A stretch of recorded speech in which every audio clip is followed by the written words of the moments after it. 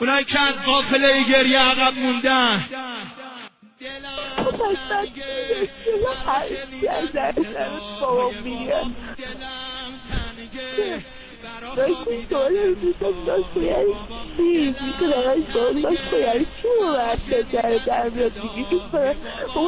آدم بود تران نمفتوش دختر بگیره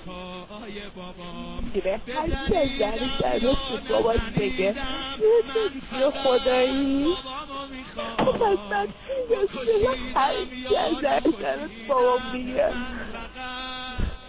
میگه بابا کجایی تو که پیش خدایی بیا ببین که بچه ها شدن آواره بابا.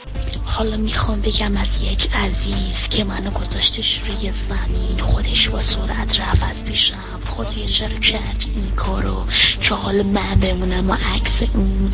مگه من کار خرابی کرده بودم که حالا باید بزنم؟ آخه بابا خیلی تنها که پدر چرا منو گذاشتی رفتی؟ اگه بودی الان کنارم خدا میدونه چی کارو برات میکردم. از من میپرسم پدرت کجاست؟ من میگم که پیش فرشته هاست. آره فرشته بود رفت پیش اونا. آره فرشته ها نمیتونم بمونم. حالا بغض تو گلوم بیداد میکنه، میخوام داد بزنم فریاد بزنم، ولی نه صدای منو بیداری میشنوی. برای یه بارم میخوام بهم جواب بدی، جواب بده تا بدونم به یادمی. آره به یادمی، میدونم به یادمی.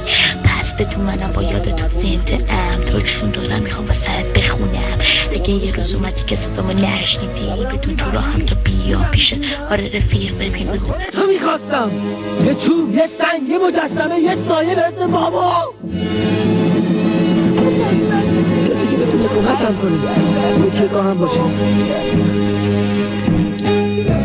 چرا چیزی نمیگی؟ مگه تو بابام نیستی؟ میدونی امشب همه درام نون بسته است؟ تو چی؟ نمیخوای در خونتو باز کنی؟ باز کنی در لعنتی رو! باز کن! میخوام بیام پیشت! میخوام بیام اینجا! میخوام بیام تو بغلت! خسته شدم! خسته شدم! به خدا خسته شدم! اونایی که از قافله گریه عقب موندن هرچی از زنش بابا میگه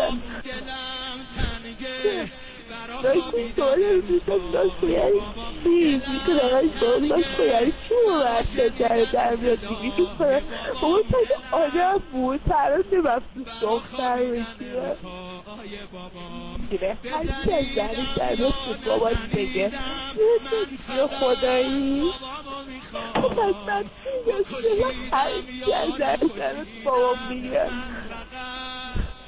میگه بابا کجایی تو که پیش خدایی بیا ببین که بچه ها شدن